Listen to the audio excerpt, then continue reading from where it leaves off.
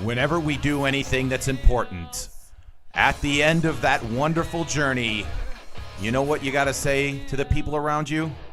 That's how Daddy makes pancakes. Well, tonight I'm going to show everyone how to make metaphorical pancakes on the Mike Sasson Show. We are on the River's Edge at www.riversedgepgh.com, or you're listening across the planet Earth on TuneIn Radio, or you're listening on several of the podcast formats, either SoundCloud, iTunes, or Google Play, or you're watching us on Facebook Live. Thank you very much to everyone supporting the show. And we are less than 2 weeks away from the greatest musical festival in the history of mankind. It is the Millvale Music Festival. It will be on May 12th. Me and super producer Alex will be here at the Mr. Smalls Theater, just a little bit past that wall where we are currently in the Mr. Smalls studio here in beautiful Millvale, Pennsylvania, where we will be doing our hosting duties, Alex. That's what we're going to be doing. Yeah. The hosting duties, where we're going to be doing that. That was Alex Clemens, producer extraordinaire, where we are going to be there, drowning out the music. I thought we were just going to play it the whole time. See if we could just rock out the whole time. How long is that song? We don't know. I've listened to it. It's a great song. I listen to it every week. Yeah, absolutely. Every week. Yeah, and Turnpike Gardens, the people who wrote the song, they're going to have a concert at Club Cafe coming up in a couple weeks. Aww. So we might go visit them because. But only stay for that song. Yeah.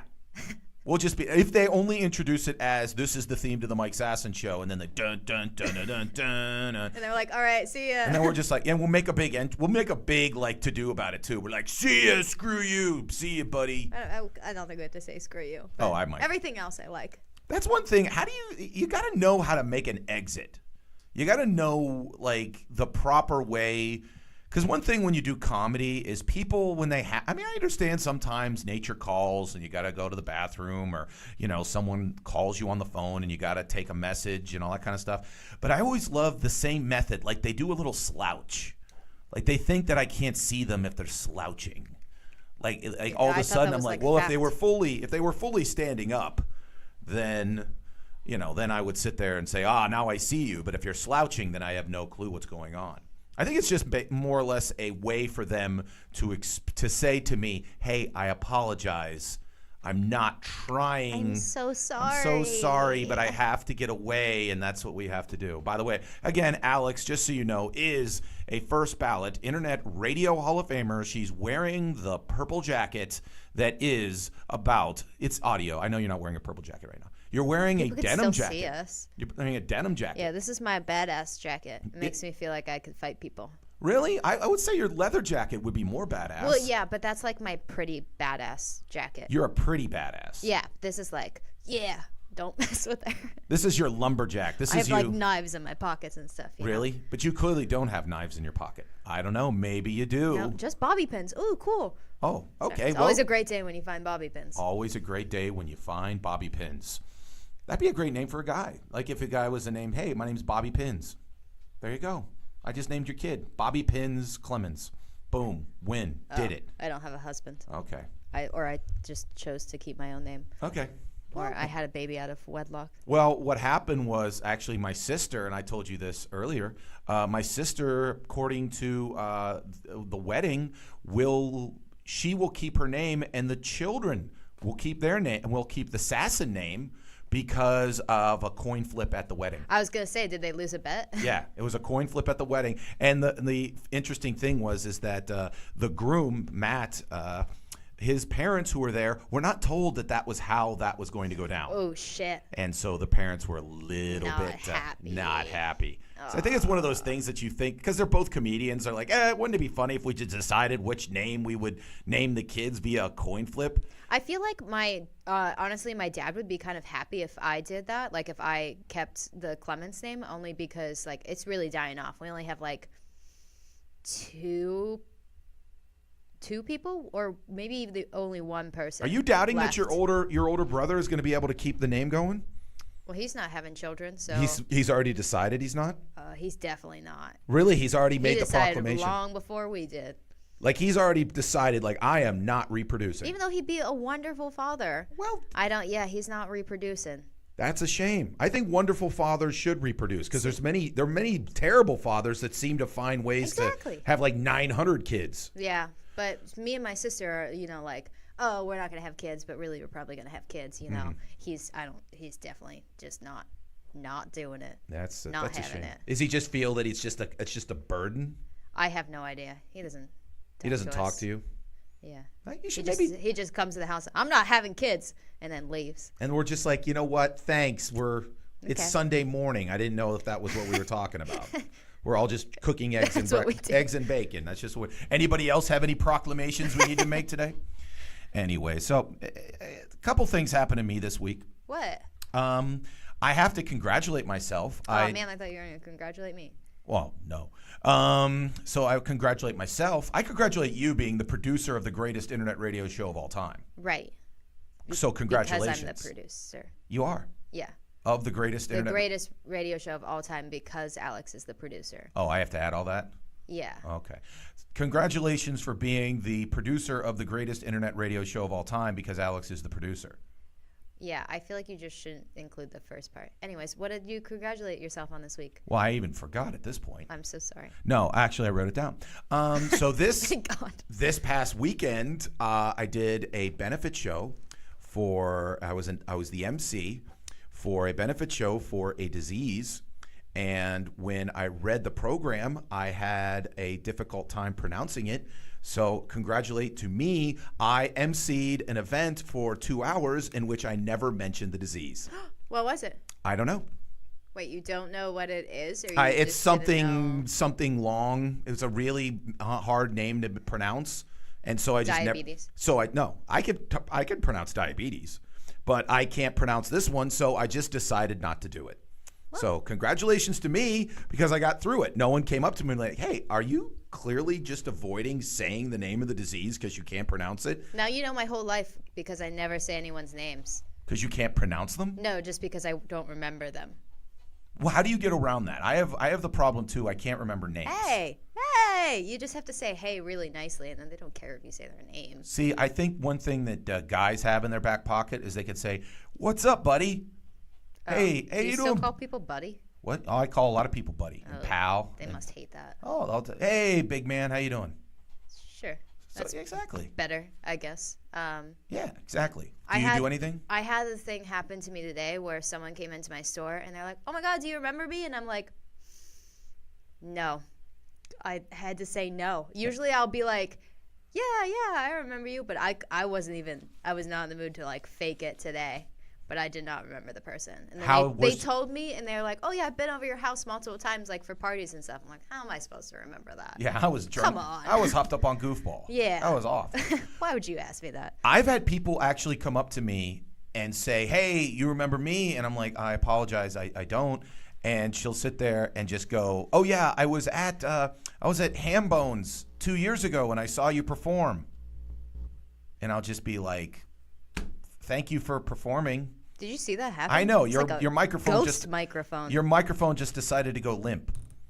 Your microphone just decided to sit there and say like, "You know what happens to all guys," and then just kind of just wah. So, but congratulations to me for getting through that because I was wondering if anyone was going to call me out, like if the people running the event were going to be like, "You've never mentioned the disease." I mean, maybe it's good. Maybe people there might have it and they don't want to be reminded of it. You know.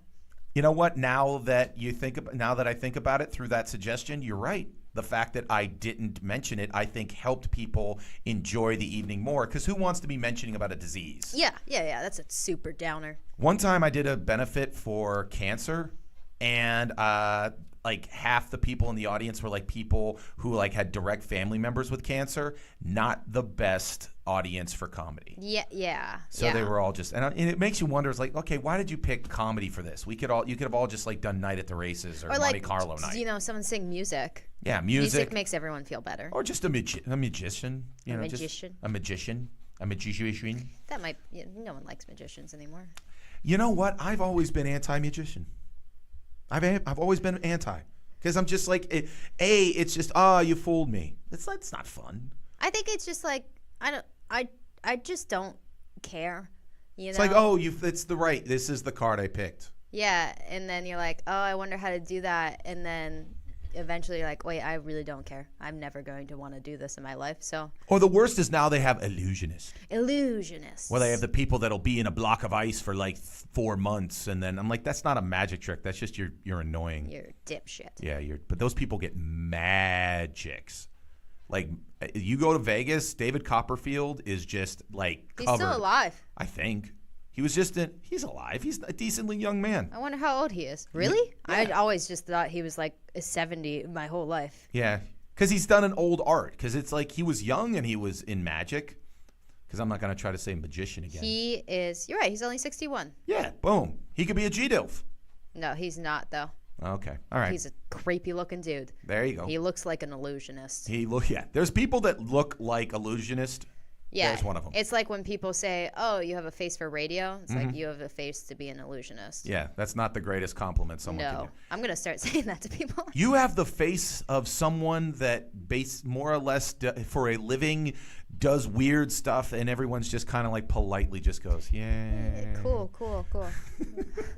Speaking of the second thing that happened to me this week, this was actually very Only two things. a couple things happened to me this week. So this was very, very nice. So this past Wednesday, there was a Mike that was in Oakland near the universities. Yeah. And I was at another Mike in the Strip District, went a little long, and I had already messaged the people up in Oakland that, hey, I'm going to be there a little late. So I get a text going, hey, we're stalling for you. Oh, jeez. We need you to get here. Are you close? And it's impossible to find parking in Oakland. So eventually I park like a mile and a half away, whatever. And I walk in and I see a group of like college girls that I had seen there before. And they were in the corner, and they were the audience in the mic. They were it. There was like 4 or 5 of them. And so I think like, oh, this is nice, whatever. And so they come in, and a guy's doing his act, and he's going a little long waiting for me. And the comic who is the host, Osha, who has been on the show, comes up to me and goes, yeah, Mike, they wanted to leave a half hour ago. Oh, shit. But we tried to have them stay because they're the audience, and if they leave, we really just don't have a mic. Right. So they said, hey, is Mike Sasson coming? Oh, my God. And they said, and we said, yeah, he's planning on it. He goes, okay, we'll stay for him.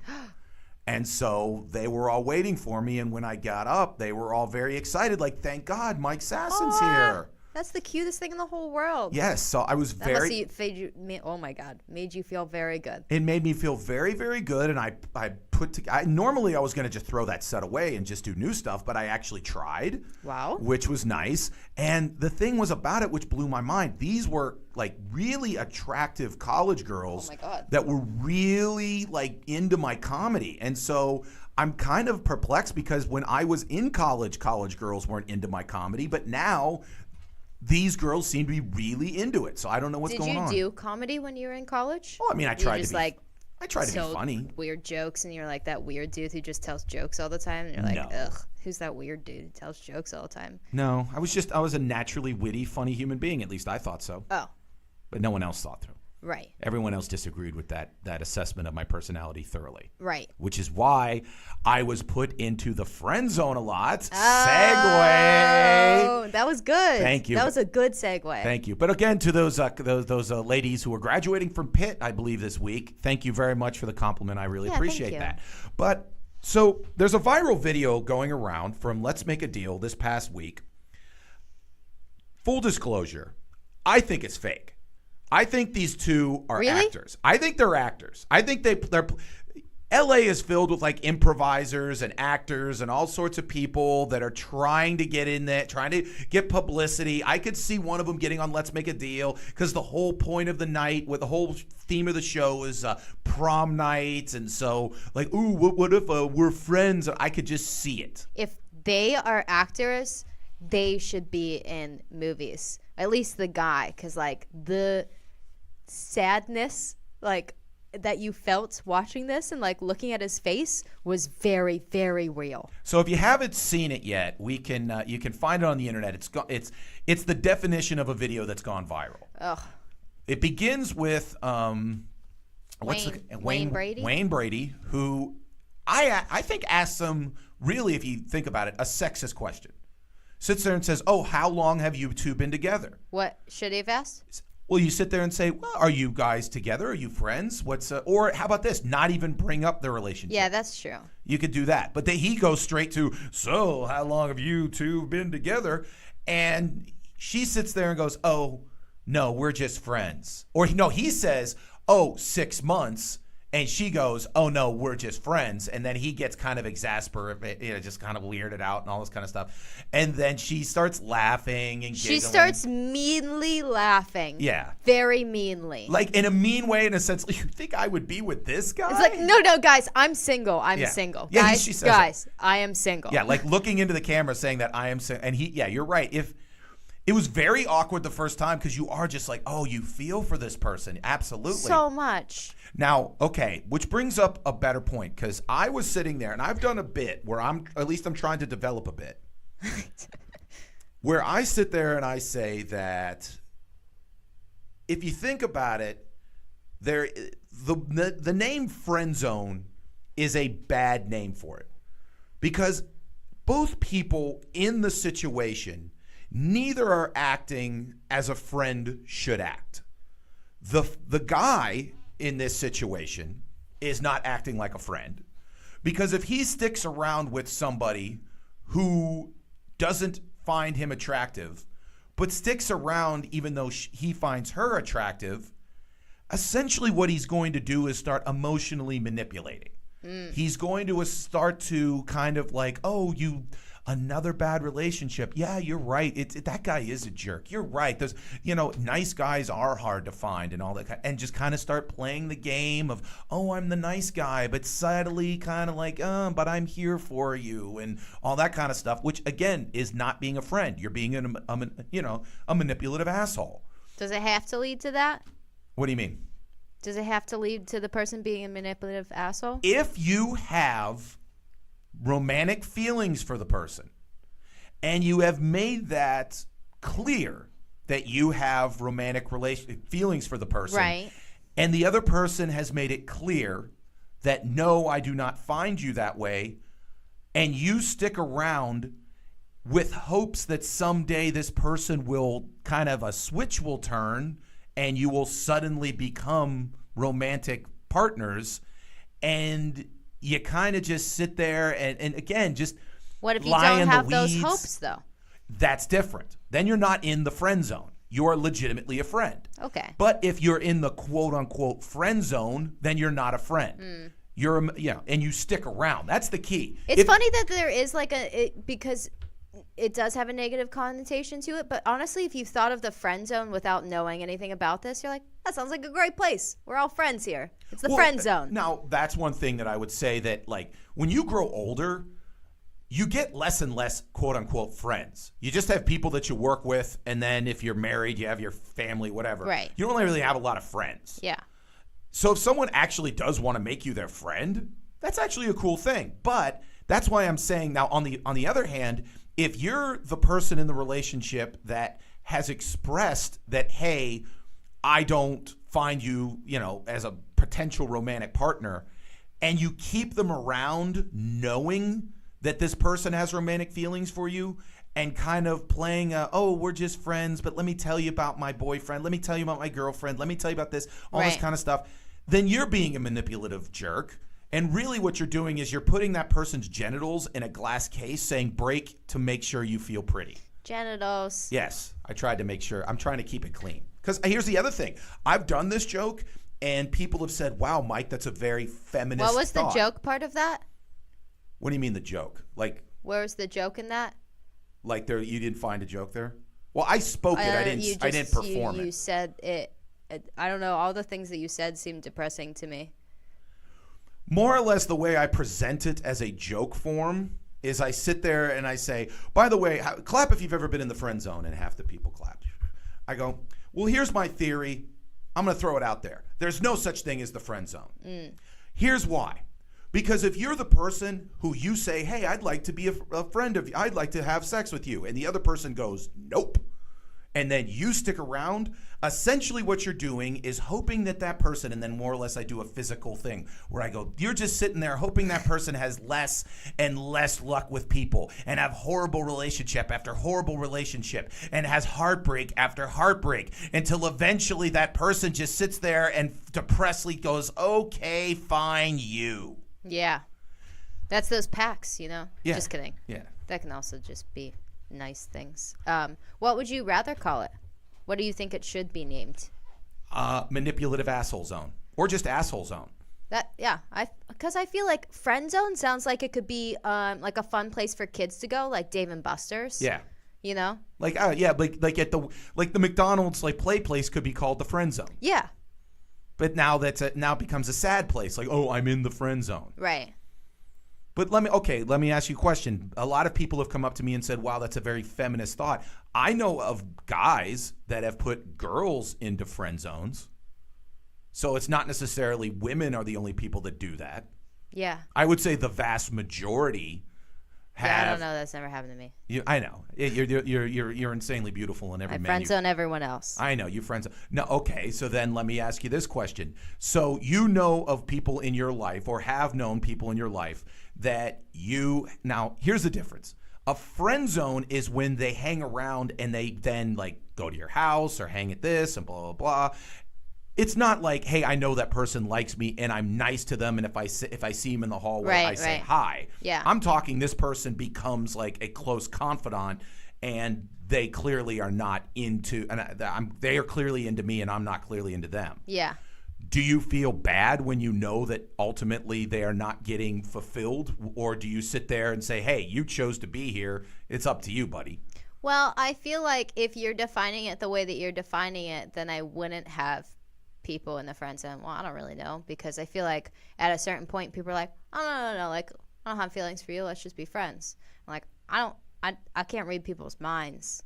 Do you know what I mean? Do you think that guys, especially quote unquote nice guys, don't understand that sometimes people are not Marvin the mind reader and they need to be a little bit more blunt about their feelings? Well, no, I'm saying that they express their feelings. They are like, Alex, I love you. And then I'm like, nah, I don't love you. And then a little, like there's some time in between. We're like, okay, maybe we shouldn't see each other because there's a whole awkward thing that's happening. And they're like, nah, I'm good. Like, I'm moving on, let's be friends.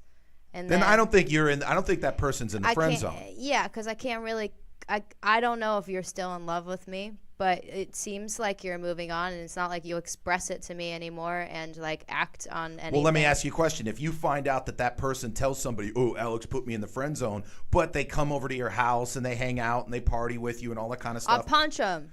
Because, again, they're being manipulative. They're trying to kind of stay in the weeds, kind of stay in the game, waiting for their moment, and then eventually, I would also just be pissed if someone said that behind my back, Say it to my face. Say it to your face. Don't be a little coward, little bitch. Sit there. That's probably why you're in the friend zone. That's why you're in the friend zone, because you don't know how to. A little bitch. You're just a little bitch. Now, in this situation, the one that was on the viral video, I think that's just a massive miscommunication. Oh my God. I never want to watch this video ever again in my life. I really don't. Also, it seemed like I thought maybe like they were living in a van together, because they were like, oh yeah, we just drove here in this van, you know? I was like, maybe they're living in the van together for the past 6 months. And so this dude's thinking like, hey, this is happening. And she's like, nah. Well, let me ask you this. If he sits there and says, in the past 6 months, we have had sex. Yeah. Can someone sit there and say, oh, no, we're just friends, even though we live together and we have sex occasionally? Yeah. So then, like, to the guy, he might just sit there and be like, we live together. We're kind of, well, that's the whole roommate thing. We might still have separate rooms, but we have relationships every once in a while. Yeah. And, we're not boyfriend, girlfriend, but we're more than just friends type deal. See, what I think here is that this girl's a bitch. I just feel like in this situation, if you're talking about like them being friends, if they are friends at all, like, and you go on this show and someone's like, "Hey, you guys in a relationship?" Just play along. You know, Yes. you don't need to like millions of guys aren't gonna come after you, girl, just because you like made sure to point out that you were single on this show. Well, here's the other thing. If a guy that you wanted to be with comes up to you and goes, "Hey, I didn't know you were in a relationship," all you have to say is, "Oh, it was television. Yeah, we were playing it wrong." Yeah, exactly. Just play along. Don't be a dick. I honestly, because I thought whenever he asked the question, because you sent it to me and it says like friend zone, I thought whenever Wayne Brady asked the question to this guy and he was like 6 months, they were just gonna be like, just kidding, we're not in a relationship. But then it was just fucking awkward. Yes. Which is why I do have a sneaky suspicion that this isn't real. I can't believe that there's a human being that is this evil. Because that woman was like the laugh and everything like that. That was really bad. Oh, I hate even talking about it. It makes my heart hurt. I know it's massive miscommunication. But here's the other thing about it. I think personally, any person that's in quote unquote the friend zone, here would be my advice to you: really truly watch that person that you have this infatuation with, and watch how they treat other people, and ask the question constantly: would you like that to be you? Yeah. Because there's been times where I've been like, I sometimes put a woman on a pedestal where I'll sit there and be like, "Oh my God, she's absolutely perfect." But then I kind of take the blinders off and go, okay, if you had your choice, if you had your, the thing that you wanted more than anything in the world happened, watch how she does treat her boyfriends. Right. Watch that she has cheated on him. Watch that she does kind of boss him around, or maybe whatever. She's just... Watch the faults, because they are human beings, and then you can't sit there and be like, you know what, maybe this isn't the person for me. This is why I try and point out all of my faults to everyone, just so that they can make a clear decision. What are your faults? Everything. Everything. Yeah. Okay, I mean, let's go over them. I'm super mean to people. You're super mean to people. Friend zone people all the time. You friend zone people all the time. You're messy. I didn't have to bring up that one. Okay, what else? I guess messiness is I don't know. Well, I mean, if a guy is a neat freak and they know that she, is getting into a relationship. Surprised. I don't know why people still like me after they see my room, to be honest. See, but here's what happens: a guy who sits there, and if that guy is truly infatuated with you, then he makes it in his own mind. Because I've done this, where he'll sit there and be like, you know what? She's just real. She's just, she's down to earth. She's going to be low maintenance. My sister texted me this quote today from some show that was like, the cuter the girl, the messier her car. I was like, so true. So the most beautiful woman in the world has just an absolutely horrific car. Yeah. Unless they someone ain't got cleans time it for that. They got to be beautiful. Beautiful is hard work, and it's time consuming. Both me and Alex know that. So at the end of the day, if you're in the friend zone, or someone else, if you're putting people in the friend zone, understand you're not being a friend, you're being a manipulative asshole. So someone who isn't a manipulative asshole is Alex, and she will have the definitive G-DILF list for 2018 coming up next with her bar thoughts and experiences. It's the Mike Sasson Show. We will be right back. Brian Crawford letting you know that Kevin Slogic, my State Farm agent in Allison Park, is here to help life go right and reminds you that you're listening to the River's Edge Radio Network. Come on, go! It's green! Come on! Go! God damn it, Brian. You need to calm down Yeah, with the road I'm sick rage. of these people, these assholes. The road rage, man. You gotta calm down on the road rage. Well, I want to get to where we're going. We have a lot of great stuff coming up. We're going to Falling Water, Bicycle Heaven. the Mattress Factory, Tuck Knob. Trundle Manor. All right, which way do I go? Which way do I go? Come on, right, come on. Right. Too late now. Right, come on. Well, too late now. I gotta keep going. I'm not gonna sit here like some asshole. Oh, come on, man. All right, you're listening to the Culture Cruise. You can find us at riversedgepgh.com. Your local Pittsburgh area museum podcast. Yes, riversedgepgh.com, and come take a ride with us. You are listening to The River's Edge at www.riversedgepgh.com, or on TuneIn Radio across the planet Earth, the TuneIn Radio app, or you are watching us on Facebook Live, or you're listening to us in podcast form either on Google Play, SoundCloud, or iTunes, or You're just hearing me through the walls because I'm loud. By the way, May 12th at Mr. Small's Theater is me and Alex going to be hosting the Millvale Music Festival's Mr. Small stage. So it's going to be beautiful. There's going to be drinks there. The drinks, a lot of the funds go towards the band so they can make money. Me and Alex will be there. We'll be hosting. It's going to be incredible. So you need to be there May 12th. And there's going to be bands all over through Millvale. We were here last year. It was one of the incredible moments. Check it out. Millvale Music Festival, May 12th. But right now, I need you to check out the fact that Alex loves to drink and then write down her thoughts. It's Bar Thoughts and Experiences with Alex. Alex, play your theme song.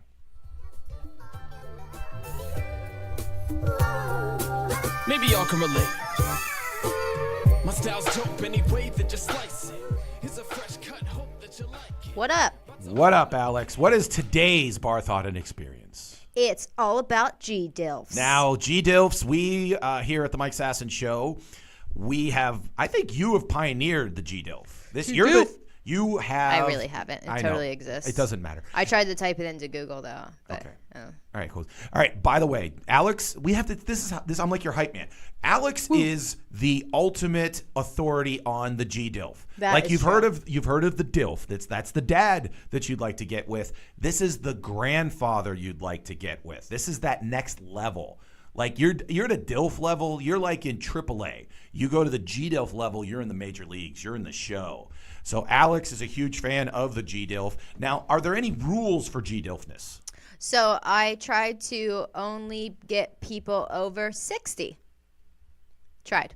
You tried. My best. Or just people who could have grandchildren. But here's what, okay, I'm not going to punch holes in everything. Punch them. But, okay, a person could get pregnant at 12. And if that person gets pregnant, that kid gets pregnant at 12, in theory, like a mid-30s person could. Right, true. I'm just saying what your typical grandfather See, would this be. gets me with the whole MILF point is like I always wondered what MILF was because a lot of times I would see like, a MILF in porn and I'd be like, oh, how old is this woman? And she's like 29. Yeah. It really comes down to look and feel. Yeah. Because a DILF would be somebody feel. that you would see at like the park with a baby carriage. The G-DILF is at the club, at like the golf club, because he's got the dough, he's got the Mercedes, he knows what he's doing. I don't want my G-Dilf to have a Mercedes. What would he have? I don't know. Some like cool classic car. He'd have the 57 Chevy. Yeah. Yeah, he's the G-DILF and he knows how to do shit. He knows how to build stuff. He has a whole like shed filled with power tools that he knows how to use. Yeah, That's he just works on his car all the time. You know? He works on his car. He's buffing his car. Does he work out much? Yeah. Does he work out a lot? He's not like. But he's not like he's not one of those gym rats, you know. But he cares to himself. He cares. He wants to keep himself alive for a little while longer. That's right. So, how many G-Dilfs do we have? So we have 5 like celebrities, and then one that I just threw in there.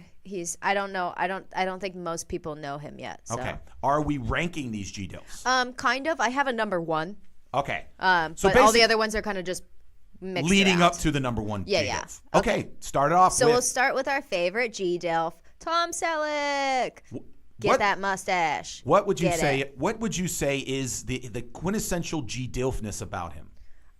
He has this.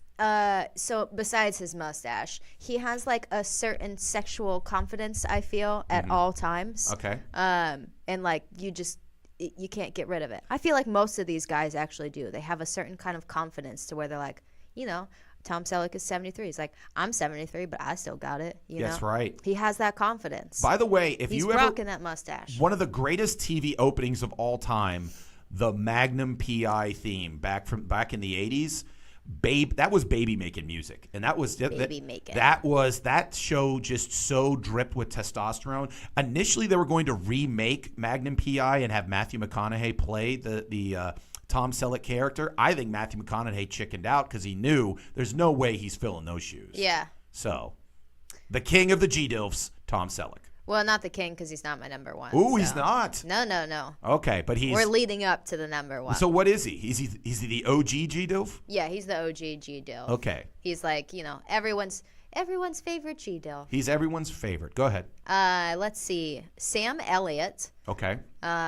which is one of my favorites because he's like that old, like, country, you know. He, like, works on a farm and sits in a rocking chair, and but he's still just beautiful looking. In one of the greatest films of all time, I believe he was in Roadhouse. He was Dalton's like mentor in bouncing. Yeah. And he was at the scene in which they showed him, like they introduced him. He was at a bar and they were doing a wet G-string contest. Oh. Again, why Roadhouse is the greatest movie of all time, and why if they do remake it with Ronda Rousey, I'm gonna be pretty pissed because that was the initial idea, and then she got her ass kicked. So Sam Elliott, also 73. There you go, 73. Him and Tom Selleck should be friends. I bet you they are friends. I bet you they all go to the same place and play poker and smoke cigars. But Sam Elliott's just kind of, he's like a Sunday kind of loving, you know? That sounds like a 70s kind of like Earth, Wind, and Fire kind of song. Sunday kind of loving. There you go. Okay. Greatest musician let's ever. see, who do I want to be next? Let's pick George Clooney. He's the only one that's under 60. I'm so sorry, but even though he has like 2 10-month-old children, he could still be classified like he could be a grandfather. Here's my problem. If he wasn't such a player. Here's my problem. This is the one I have an issue with. Why? Under 60, has young children. I think he's still in the DILF status. I don't know. I feel like if you're 56, like, I mean, you could have multiple grandchildren by now. But, like, okay, Brad Pitt is only, like, 54. I mean, there's a lot of low 50s dudes that are still, like, kind of... I was looking at this list, actually, and it was, like, attractive men over 50 or something like that. Like, Brad Pitt was on it. I was like, no. Okay, but, I mean, like, there's a lot of guys that are still leading men that I would believe in the DILF category. Yeah, especially since he is a DILF. I think he's teetering. He's teetering. Yeah. I'd say asterisk next to that one. Go ahead. Okay. Well, he's still beautiful, and I like him much more with facial hair. Okay. But that's pretty much everyone. Denzel Washington. Okay. Get it. He's 63. Now, he would be the thing about him that I always love is the fact that I don't think he's made a movie that's unwatchable. That's true. Like if somebody says, "Hey, let's go watch a Denzel Washington movie," I'm not saying it's going to be great, but he's going to be pretty good in it. He has that certain level of excellence that, like, he does not stray from. Absolutely. Yeah. Denzel Washington, big time. And in bed. And now, okay. Now, by the way, I just assume. I just assume he's got, by the way, had a son who played pro football. Oh. Yeah, so he's got good athletic genes. I mean, he's been in Pittsburgh. He's filmed a couple movies here. Yeah. That wasn't too long ago, right? Yeah, and he's making more of them because he's signed on to do all of August Wilson's plays and turn them into movies. Ooh. So, more Pittsburgh appearances by Denzel. All right, so this guy, I haven't gotten to my number one yet, just so you know. This is the random guy that I threw in. His name is, I'm going to say Felipe Dumas. He is a 60, I think he's 62 by now, 62-year-old man that at 60 became a male model because he grew a beard. That's it. What? Yeah. And you're saying this guy is insane. Like, this guy's at the bar. Describe him at the bar. You walk in. What is he doing? He would probably be like drinking some whiskey, smoking a cigar. I would assume so. I bet you but he wouldn't be talking to anybody. He'd be like looking off into space. No, and, he like, always has thought. that like, I'm smelling a fart look, you know? But he's always in deep thought. Like he's that look. He's seen some shit. You know what I'm saying? You ever met a guy that just like he's seen some shit? He does have a lot of tattoos too, so I feel like that really just harps on that. But he's like apparently this huge old man hipster model now. Good for him. Because he grew a beard. He said in 2015 he had a change of jobs, and he was able to now grow a beard, so he did it just for fun. And people were like, oh, I like that. And then he realized that it was so good that he should be a model. I've had those same thoughts, but I'm just in love with comedy. I want to tell my dad this, honestly, because I feel like he'd be like, oh, my God, I can do this. My dad's always wanted to be a male model or be in, like, Viagra commercials, you know? I think those are two different things, but go ahead. Okay, are you ready? Yeah. For number one? Number one of the G-Dills. Did you look at these pictures? No, I did not. This is a good picture. I did not. His name is Ernie Hudson. I know Ernie Hudson. He's the guy from Ghostbusters. Yeah, but I did not know that. He was also in Oz. He was in a lot of movies. I haven't seen him in anything but the show Grace and Frankie. Okay. And you're a big fan of Ernie Hudson. He is 72 years old and looks not at all like that. Yes. He is like buff as shit and just beautiful. And he has a beautiful smile. That's the key to Like, G-Dilfness. insanely gorgeous smile and just everything about him. And in the show Grace and Frankie, he's like I think he's a turnip farmer, which is just adorable. But he works with his hands. Yep. He's got all my qualifications. See, here's why I believe when you're looking on Tinder, you've got to increase your level because you might be missing a couple of these guys. Because right now you're ending at, 35? Yeah. I'm kind of taking a break from Tinder right now. It's getting to be a little overwhelming. It's suffocating your life. It's just like, I don't have time to go on this many dates. Oh, my God. I don't. And it's really not even, it's like, I can manage, like, besides my core group of friends, which is like one person, like besides that and like hanging out with my sister, like I can manage maybe like one other person in my life and like be a good person to that person. Other than that, I'm not good. That's why that. Tinder is just for hooking up. Yeah, it's too much work. That's right. Being with people and connecting with people is hard work. It's which is like why a you lot. need to look at pictures of 70-year-old good-looking dudes. Yeah, and people like me too much, and they're like, "Let's hang out all the time." I'm like, I ain't got time for you. I don't say that. That's, but you know I say what? It a lot This nicer. this segment should turn into Alex tells you her problems. I ain't got time for that. That's the name of the segment. I ain't got time for that. We're gonna show Ernie Hudson's picture one more time so everyone can be like, "Ah, he's beautiful." We're All staying right. silent. Here. It's a moment of silence. A moment of silence for a 72-year-old I might print man. out that picture and put it on my wall. There you go. That was Alex's bar thoughts and experience. If you feel that there's a G-Dilf that she missed. Yeah, because it's really hard to look them up. I Googled like attractive male celebrities over 60, and just everyone comes up with the same fucking people, and they're not my type of people. Who was one person that kept coming up? Well, you're just like, that's not a G-Dilf. Pierce Brosnan. That came up a lot. You're not a big fan of him? It just doesn't do anything for me. Maybe if he had a beard. I don't know. I think he has a beard in his new TV show. I don't know, maybe, but like I don't know. He just Find it Pierce doesn't- He doesn't pop out to me. Google Pierce Brosnan with beard. See if you change your mind. Oh God. Okay. This is so difficult for me. What? Typing things? Pierce Brosnan With beard. beard. Okay, maybe with a beard, See? but only with a beard. See, I think you need to come up with you need to say that, hey, to all those guys out there, if you want to enter the G-Dilf category, you need to have a beard if you want. Because it's so pretty. Like people are always like, "Oh, I should dye my hair or dye my beard because like all my white hairs are coming." I'm like, "No, it is beautiful. You should really keep it. You're going to be so much more of a DILF." Also, I remember why I wanted to include George Clooney.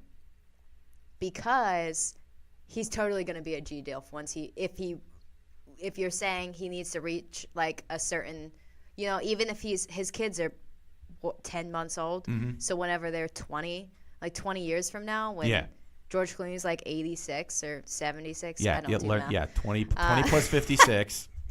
Way to go, Point Park University. He's still going to be fucking beautiful. Okay. So I think there's certain men and certain women as well that by looking at them that they will age well. yeah, and he is Like I one actually of those told people. women in college, I go, I will be a very good-looking 40-year-old man. And guess what?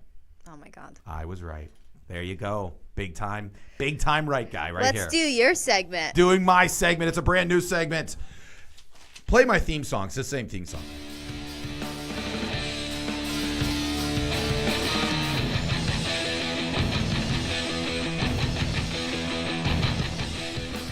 So I was having this discussion with somebody where I figured out that no matter what subject you're talking about, everything has some good aspects to it and some have terrible aspects to it. Like, for instance, we were talking about the movie The Godfather.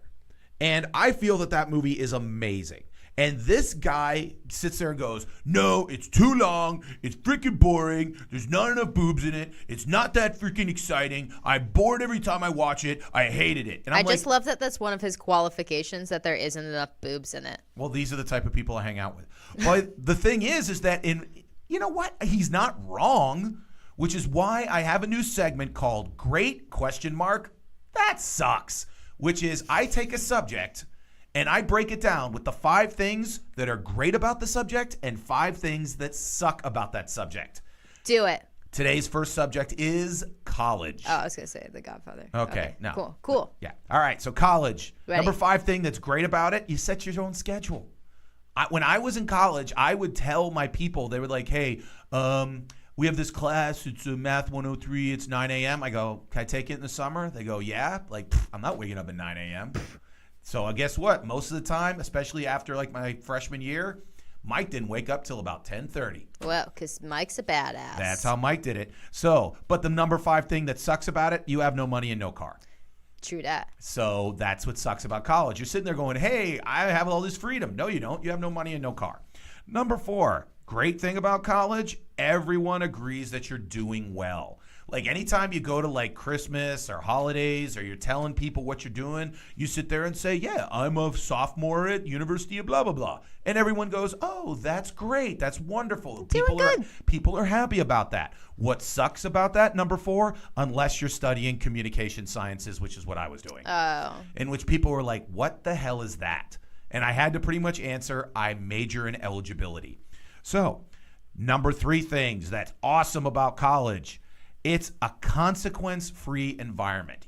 Anybody talks about college, they always talk about the fact that, oh, this one time I got drunk and I had sex and then I did this and I threw a car window thing. No one cares if you just say, once when I was in college. Everyone just sits there and says, if you were in college, you're allowed to do it.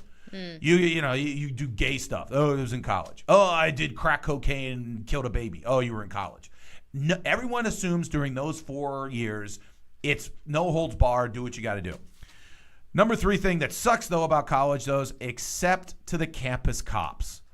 Biggest buzzkills in the history of life. If you're a campus police officer, especially if your campus is located in a rural area, such as Storrs, Connecticut, your lone job is just to make sure none of the kids die and nothing gets broken that important. That's it. But they take their job so seriously. Yeah. They sit there, oh, this guy's got 1 ounce of weed. Let's throw him in jail and force him to get a lawyer. You're a dick, okay? You're just a professional dick. You're not helping anything. Real cops laugh at you. Did your campus police ride bicycles? Yes. Okay. And cars, but they always pretended like they were like, covering the mean streets of like South Central Los Angeles. I can't take any cop seriously when they ride a bike. I feel so bad about it. I like cops. They're cool. What would you rank? Horse, motorcycle, bike, car. Which is rank coolest? it? What's the coolest? Oh, I would say definitely horse. Really? That's fucking badass. I would say that's the point. Like, where are you going with a horse? Are you going to chase after Who someone? cares? They're on a fucking horse, and they're like, what up? And they're way above you. I think that's the coolest thing. I'm saying the most badass is motorcycle. And they can just shit all over you. It's motorcycle. Motorcycle is the coolest, especially. Motorcycle, I think, would be number 2 on my list. Motorcycle's number 1, especially if you have Eric Estrada's hair. All right. Motorcycles can't shit all over you. Yeah, well, they spew steam and or smoke, and they're cool and they're badass and whatever. But campus cops suck. Anyways, number 2 thing that rules about college is you will never have more available partners close to your age and close to you physically as you do in college. That's true. If you go to a major state university and you have like 10, 20,000 people, that means there's 10,000 of whoever you like to go with, same age, everyone's legal, everyone lives within like a mile of each other, and everyone's drinking a lot. It's really a lot of fun. Number 2 thing that sucks, though, about it is, so if you can't get laid, you're in for a horrible life. Oh. In that situation, if you're not getting any, you better study a lot and get rich, or you're never reproducing. You're also probably not trying hard enough. Yeah, I would say that's the other thing. Make sure you're drinking more. Anyways, and the number 1 thing that rules about college is it's an accomplishment. if you graduate, that they can never take away from you. I have been through so many different things, but you know what I can still do is put on that resume, graduate from college, and that does help me even to this day. The number one thing that sucks about, though, is that cost of college is about $100,000, which is about a nice house, and you're saddled with that when you're 22 years old. So that sucks, except for me, who I was on scholarship. Anyways, that was great. That sucks. So I hope you all enjoyed it. I'll be doing a next one. If you have a subject that you'd like me to analyze and figure out what's great about it and what sucks about it, then send it to me and I'll see what I can do. Anyways, we're going to take a quick break. When we come back, we are going to do our new, second newest segment, Okay. Fresh Eyes, in which Alex analyzes the king of the 1980s, Billy Idol. So Alex will be looking at that. If you're a big Billy Idol fan, big Rebel Yell fan, Eyes Without a Face, all that kind of good stuff, listen if Alex likes Billy Idol next on the Mike Sasson Show on the River's Edge at www.riversedgepgh.com. We'll be right back. The Double L Bar, Grant Avenue, Millville, Pennsylvania, reminding you that you're listening to the River's Edge Radio Network. It is pretty cool. It's the Mike Sasson Show on the River's Edge. You're listening at www.riversedgepgh.com, or you're listening on TuneIn Radio on the TuneIn Radio app across the planet Earth, or you are watching us on Facebook Live, or you are listening on many of the podcast formats, either SoundCloud, Google Play, or iTunes. Again, May 12th, the Millvale Music Festival. We are hosting the stage at Mr. Small's Theater. It's going to be amazing. Come and join us. Alcohol, food, music. It's going to be the greatest moment of any of our lives. What I do, though, on this show is I try to get across generations. Alex is a little younger than me, so I try to show her some of the things that I grew up with, some of the things from the glory days of MTV. We call it Fresh Eyes. Here is the theme song.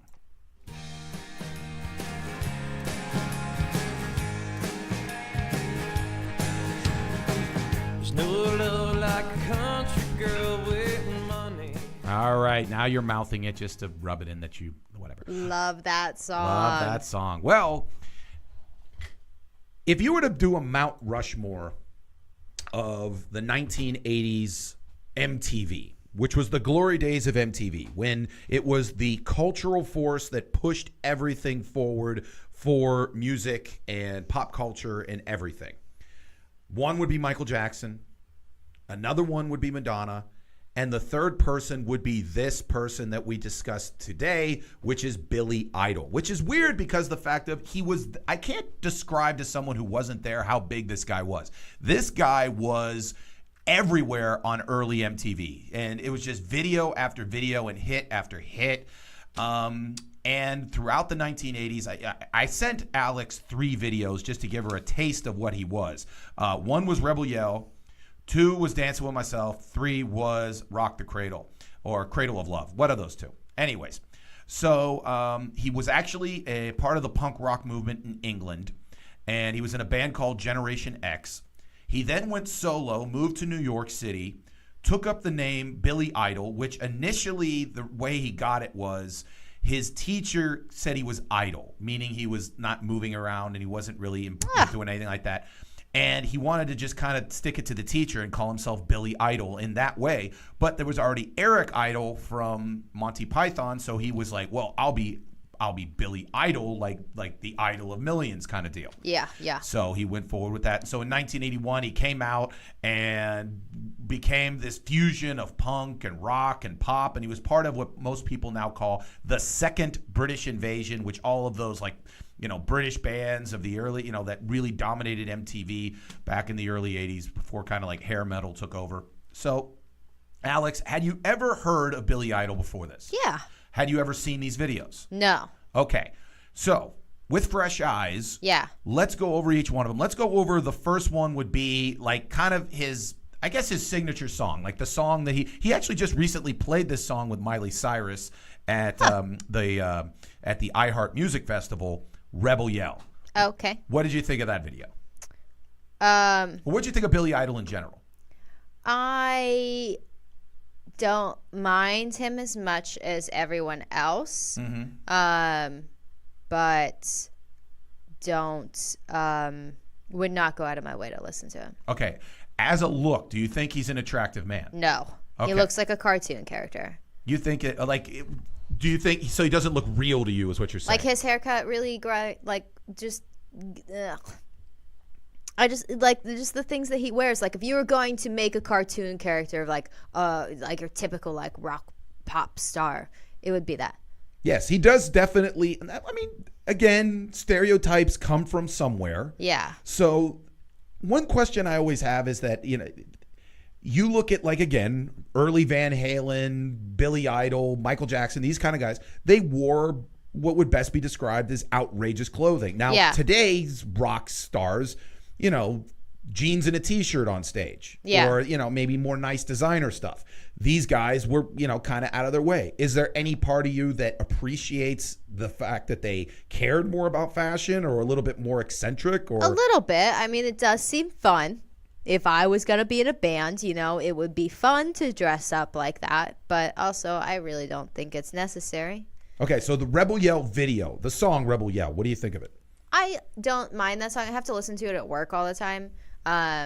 I just feel like most of his songs are super repetitive, and that's pretty much my least favorite thing in the world. You have to be repetitive to a certain point so people remember your song. I get that. But, then after that, you're like, okay, I'm only going to listen to 2 seconds of the song, and then I get it. I don't know. I always liked this song because the fact of it was essentially about him getting with a groupie, which I always thought was pretty cool. He wrote it after a night partying with the Rolling Stones. Oh. And he was drinking Rebel Yell whiskey. Oh, cute. So he decided just to write a song called Rebel Yell.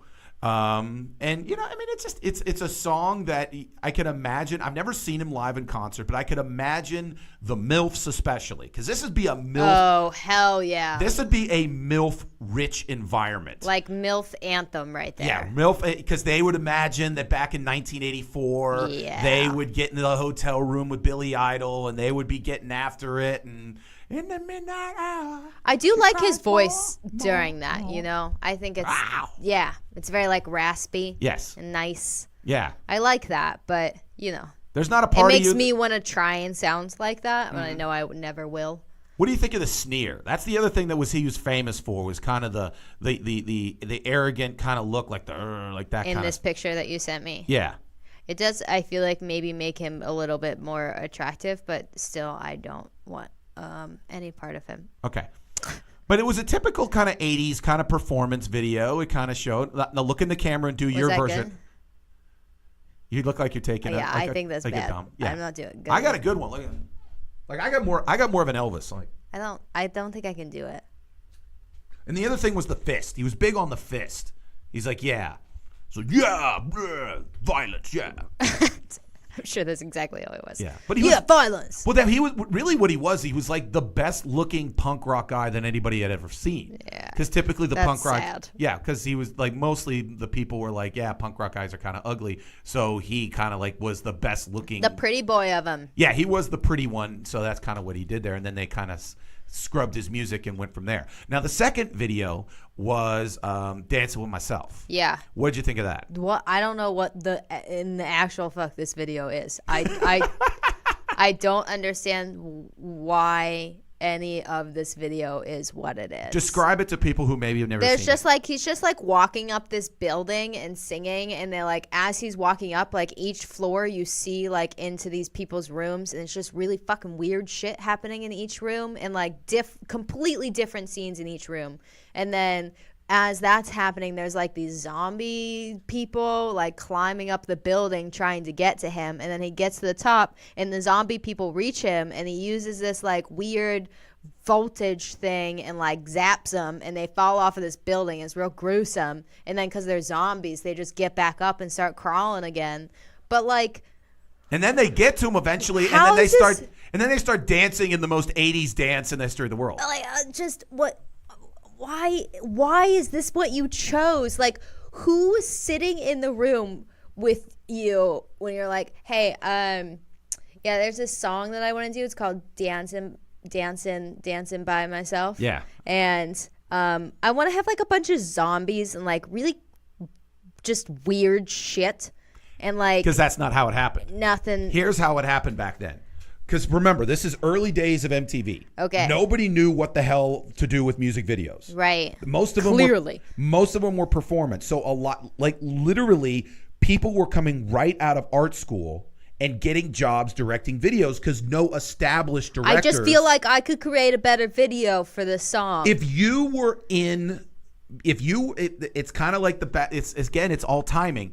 You had just graduated from Point Park in 1981. Yeah. And you had moved to New York and you had met these guys.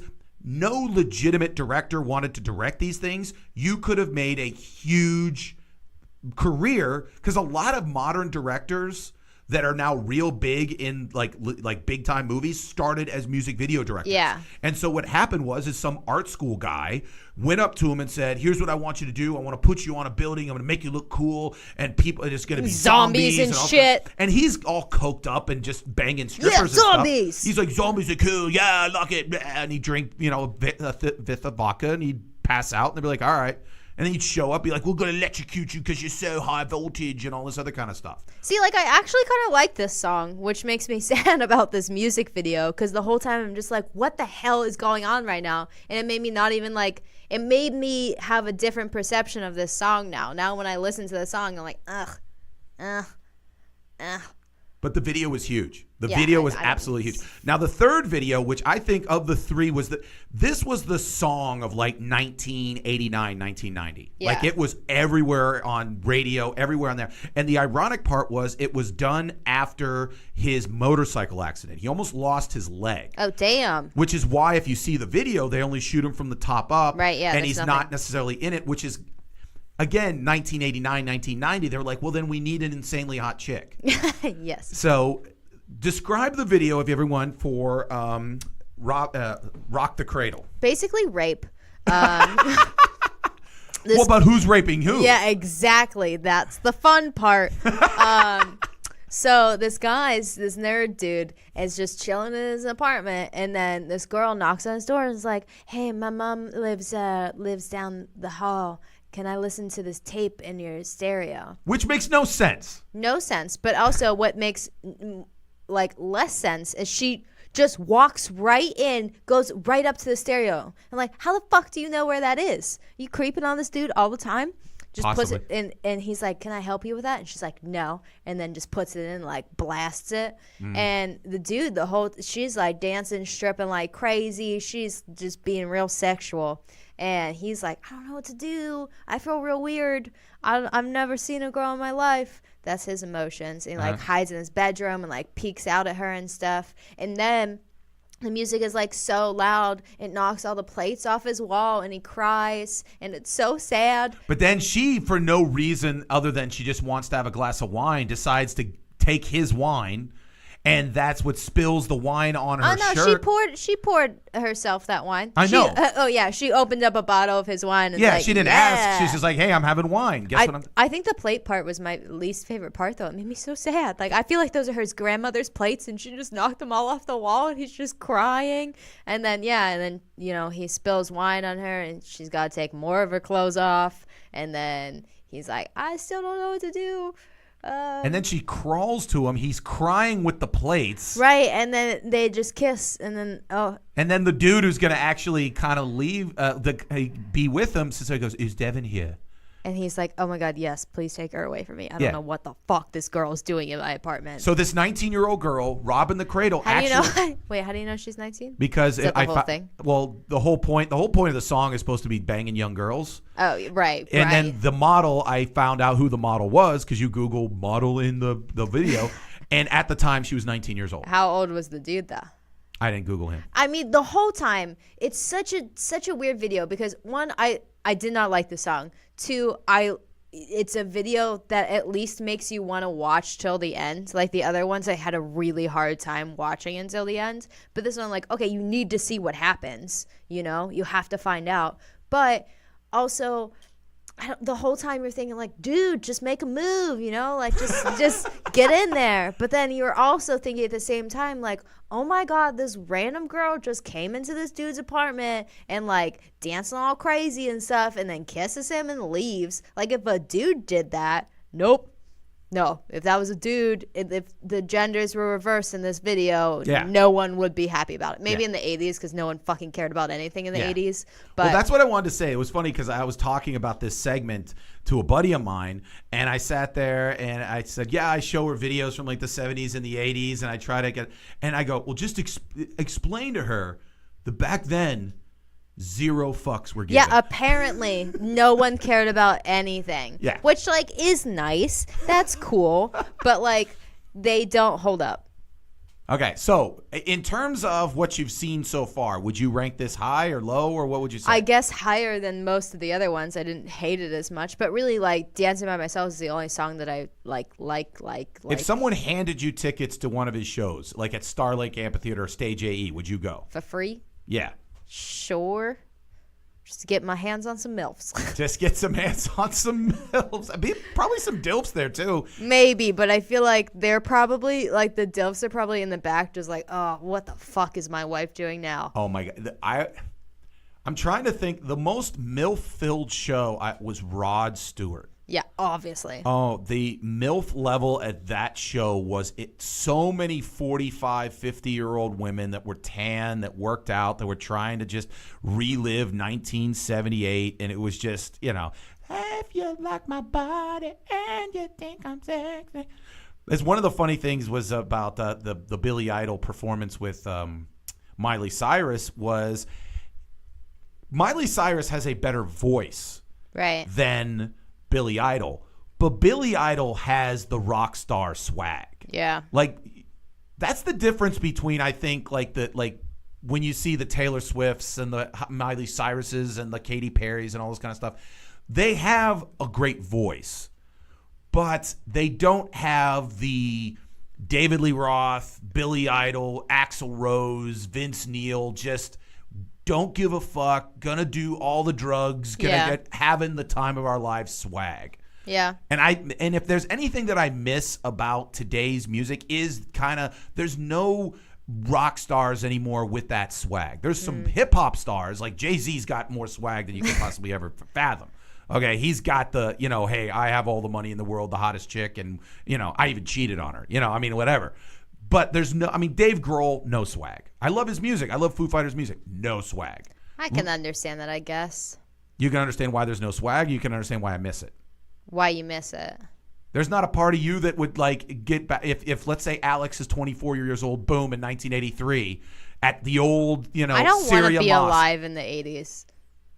You just I don't want to go there. You just was. What time would you want to be part of? I don't know. Probably like the 60s or 70s.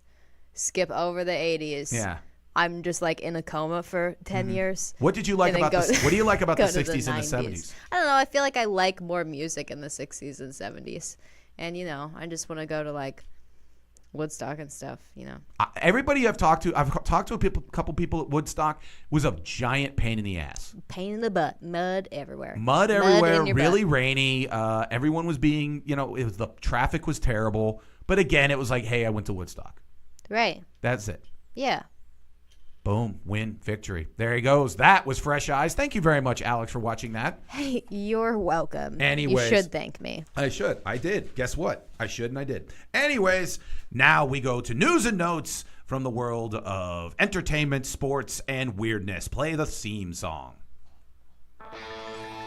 Get all stars now.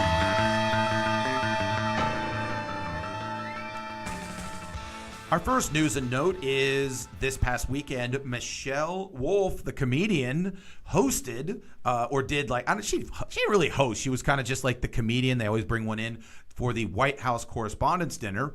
And here's why, if you talk to me about 2018, like if I do like a thing like what's great and what sucks about 2018, what's great about 2018 is that comedians like Michelle Wolf can get up there and say their mind, whatever.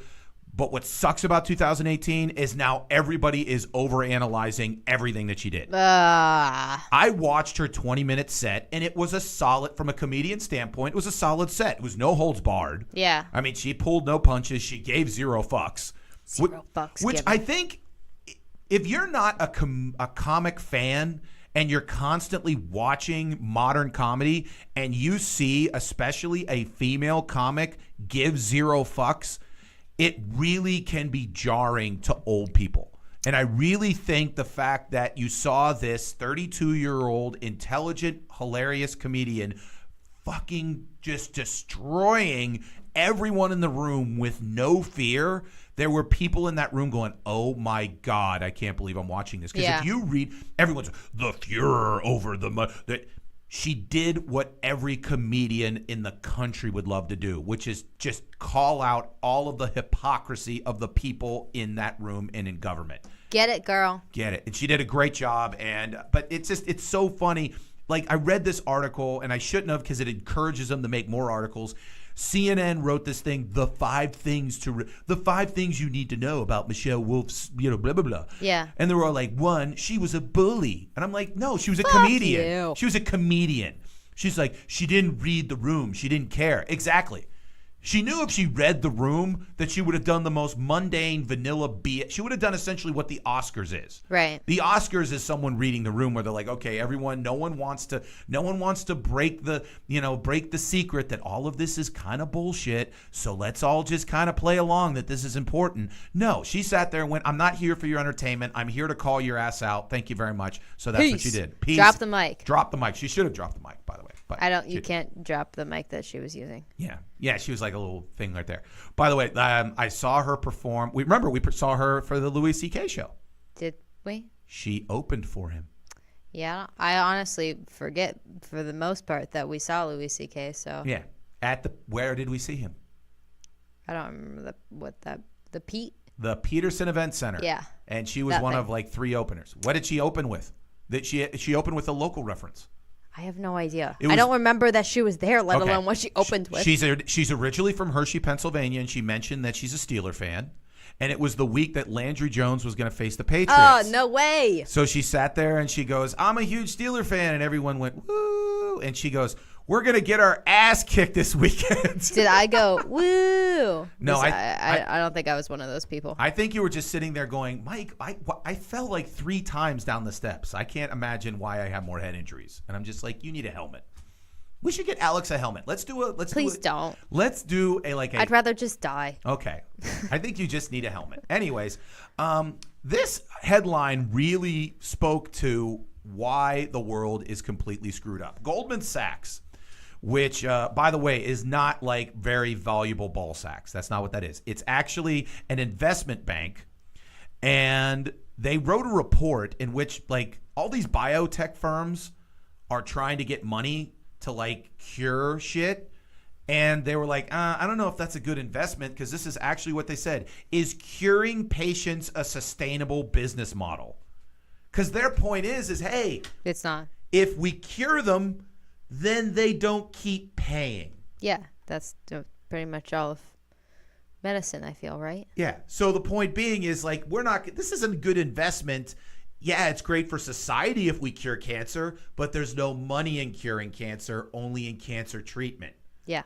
So I just think that, like, the person who wrote that and, like, sat there and was like, this is our opinion, should burn in the worst part of hell. I mean, they just shouldn't say those things. You should talk to my parents about this. They talk to you for hours about it. But just wait for my mom's comments. Yeah, but Mrs. Clemens, get after Goldman Sachs. The fact that she's sitting there, the guy actually put in a report, we should not invest in these firms because they're going to cure diseases and there's no money in curing a disease. Just no one should ever just put this forward, like no one should say this. It happens all the time, but like no one should say that. Yes, but we don't want people to believe that. But here's my problem. I actually want them to say it so people understand why. Like, Chris Rock had a joke a couple, like maybe 10, 15 years ago in one of his stand-up specials about how he goes, like, we're not curing anything anymore. They don't cure diseases anymore. Diseases are just piling up. The reason why is because there's no money in, like, finding cures for diseases. Think about how much money people would lose. All the doctors, all the hospitals. If tomorrow they just said, this pill cures cancer. Y'all good. Yeah. You seem to be on a theme today. Bye. Of like Tiffany Haddish. I mean, you seem to be like I've just seen girls trip or something. Yeah, I think it's this vodka and cranberry that I'm drinking. Is it vodka and cranberry? Mm-hmm. Good for you. Just a coffee mug. There you go. Anyway, so by the way, the guy who wrote for Goldman Sachs should die. Anyways, or should get cancer and be like, hey, do you have my cure? It's like, no, there's no money in that, rats. Anyway, speaking of money, show the house that's a piece of shit. Okay. I am showing it. Okay. It's been foreclosed for 10 years. It has 3 holes in the roof. It's infested with rats. Oh, cute. How much would you Little pay rat for farm. it? How much would you pay for it? Trick question. I wouldn't pay anything for it. Guess what? Someone paid $1.3 million for it. No, they didn't. Yes, Why? they did. To tear it down? Because it's 25 miles south of San Francisco. Oh. And so it's right near the rail lines to go into Silicon Valley. So apparently the San Francisco real estate is so expensive that people are finding literally like shacks and saying, okay, I'll pay $2 million to buy that shack. That sucks so bad for the people who owned this house before. Like, and they could have just sold their house for $2 million instead of like getting it foreclosed. Yes, they could have. But instead they foreclosed on it and got 0. And rats. Yeah, and rats and bugs and all that kind of stuff. But speaking of that, I was sitting there, like even locally, neighborhood that I grew up near was Sharpsburg. Right. And so I was discussing with people who flip houses for a living. And we were just talking about neighborhoods, and they do stuff in like Lawrenceville and on the north side and all that kind of stuff. And I go, well, you know what? They say the next Lawrenceville is Millvale and Sharpsburg. And he looks at me and he goes, too late. And I went, what do you mean too late? He goes, housing prices are already, someone figured that out like 2 years ago. Mm-hmm. So now those like houses are like 3 times as much. So what you have to figure out, Alex, if you want to make that dough, want to make that cash, is where the hipsters need to go to next. See, I know because about like 3 years ago, Liam was like, we should move to Millvale. Like, I don't want to move to Millvale. Ain't shit there. Yeah. He's like, no, but it's going to be big. And I don't know, we probably should have done that. Yeah. But like bought a house. Yeah. But we didn't have money to buy a house. Yeah. So Wah, wah. now we're stuck. Yeah. But I mean, obviously, you would have been like, there's a lot of development around here, and that's the key. You got to get before that. I'll figure it out. I'll figure out what's next. You figure out what's next. Yeah. Figure out what's next. I think it's McKees Rocks. McKees. You know what? You laugh. 2030 McKees Rocks. I actually found this super cute apartment there. There you and go. I want it really bad. There you go. And Just so I can be close to that one strip club. Club Erotica? Yes. Why do you want to be close to that strip This is club? my first strip club, memes. Mems? Memories. Oh, okay. Gotta get with it, Mike. I didn't know we shortened that one too. Memes. What was your memory of the first strip club? What were like some happy memories? I had a great time there. I know, it's like you pay $20, you get all free drinks or whatever. Yeah, I was also not 21 yet, so Okay. I couldn't even buy drinks. I think it's like $20, like $15, and you get like $1 drinks. Yeah. Anyways, I wasn't 21, so I didn't buy any of my drinks. But they put this little X on your hand, so you just gotta kind of hide it. Uh-huh. But I went with this person that I just met bartending, and it was a super fun time. Yep. It was probably my best experience at a strip club. It has all gone downhill from there. Have you ever gotten a lap dance from one at a strip club? No. You have to get a lap dance. I know. I was a little bit afraid, and I also didn't have a lot of money. You got to go to get a lap dance because getting a lap dance, essentially a strip club is just like, instead of watching the game, you just watch women from afar because you can't sit too close to the stage because then they expect money, so you want to stay a little bit farther away. I'm turning 25 this year. Maybe that's what I do for my 25th birthday, get a lap dance. There you go. That's what happens when you turn 25. That and you It's can all now, that happens. You can all rent a car. Closer to death. There you go. Someone who is not closer to death are people who run a lot. Now, are you a big fan of have you ever ran a 5K? I used to run 5Ks Okay. when I was young. Did you like them? No, I hated them. Okay, then you need to do this. Beer. A place in Texas is doing a 0.5K. The reason why is because on the sticker, no one knows the point, so it looks like you ran a 5K. but it's actually only 0.5K, which only turns into 0.3 miles or a little over 1 lap.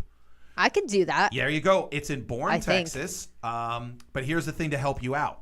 Number one, everyone gets a pint of beer. Nice. 6 tacos. There may or may not be a medical tent, but there is a place in the middle for coffee and donuts. Oh, cute. And a designated place where you can smoke. But you do get a sticker that says pretentious 0.5K sticker. That's cool. Yeah, I used to do 5Ks when I was younger. My family all did them. We did like Steeler 5Ks, and then we did this 5K in Brentwood on 4th of July, which was terrible because it was like all hills. And I always was terrible. Like I don't know how fast people would normally run 5Ks, but I was at least like 35 minutes. Well, why did you do it? Do your parents like doing them?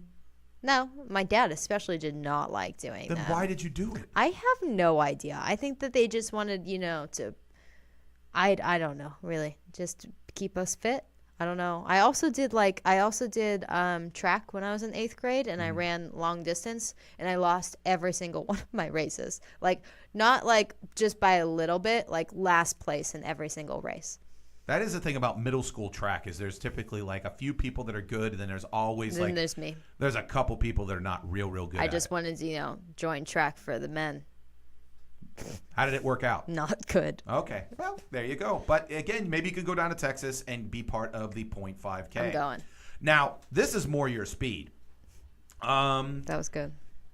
Someone has put together how much it would cost to get what they call a vice packet. What? A vice packet is a packet of cigarettes, 1 bottle of alcohol, a bottle of speed, some ecstasy, some weed, and some cocaine. I was going to say, where's the cocaine? You got to have cocaine in there. Yeah. So essentially what it is this is the places comparatively how much you'd make. Because like you could like get like all that for like 35 cents in some like third world country. But if you lived in like a country where you'd actually want to live, which countries actually you can get the messed up the easiest? All right, tell me. So, number 1, Luxembourg. A vice basket, what they cost only 0.1% of a weekly income. You can get all that for 0.0. Damn. So go to Luxembourg, you get really high and really stoned and What's really drunk. 0.1 of my weekly income? I don't know. What is a typical weekly income? I don't know. That's what I need to figure out first. But if you go to Luxembourg, it becomes typical, and then it's just what you make. Let's do it. Number 2 is the Bahamas. Been there. I probably want to go there. Did not get a vice package You there. should have gotten a vice packet because it was only 0.159% of weekly income. Damn. I also haven't been there since I was like, I don't know, in high school. See, you got to go back because they got cheap cocaine and weed and all that kind of stuff. Anyways, rounding out the list, Switzerland, Nice. Iceland, Nice. France, Boo. Norway, Netherlands, Germany, Denmark, Belgium. Now, I heard boo for France. I don't know.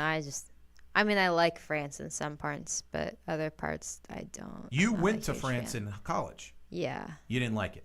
I liked parts of it, definitely. What did you not? What parts did you not like? I wasn't a huge fan of Paris. Why didn't you like it? It's like New York, Very dirty, but with better monuments. better monuments, but just New York, just real traffic-y. Shitty people. Shitty people. And I never found New Yorkers to be shitty people.